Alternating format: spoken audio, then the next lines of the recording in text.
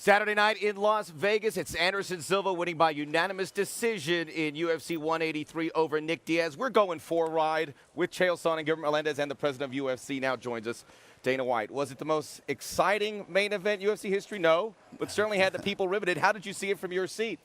Yeah, you know, I obviously, with a lot of other people, I'm sure, expected more of a punch output from both guys.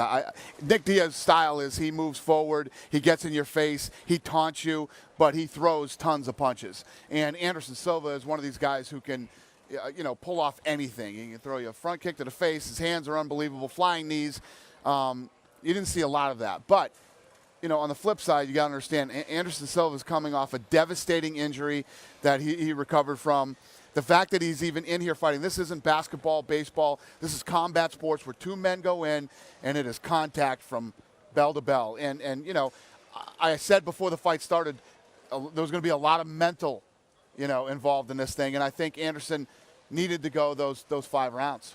Well, Dana, I know I'm biased. I'm on Nick Diaz's team, but 2 judges, 50-45, yeah. I don't agree with that. How do you see that? I said earlier, too, to not give Nick Diaz 1 round in that fight is insane. Thank you. It makes no sense. But it was one of those weird fights where, guys were both landing good shots, in spurts in the rounds, except for the 4th round. The 4th round was horrendous.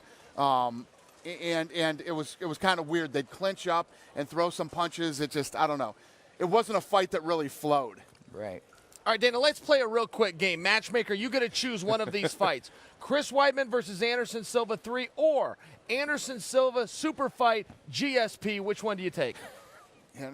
That's interesting. Another 170-pounder. I think that, if George St. Pierre wanted that fight, I'd probably do that fight. I would hope you would. Yeah, that's so compelling. After this world one champions. fight, I don't think he's ready for Weidman. Weidman beat him twice, then beat Machida. He's got Vitor Belfort next, and then, we'll see what happens with Anderson. The super fights are not dead. They're still alive and kicking. Chris Weidman out of UFC 184 with a rib injury. Obviously, that's the guy Anderson Silva would like next in a perfect world. What's the latest for Weidman? When can we expect to see him? Yeah, Weidman's going to be back quick. It's not like some devastating injury, but he's got a rib injury. And anybody that knows that's had rib injuries before, cough, sneeze, you hurt, let alone fight and train. So he's gonna relax, recover, and hopefully we can make this fight. Hopefully we can do this fight in May. Yeah, by the way, great start to 2015. That was an action-packed January, and we're off and running in UFC. Dana White, thanks for joining us. Thanks for having me.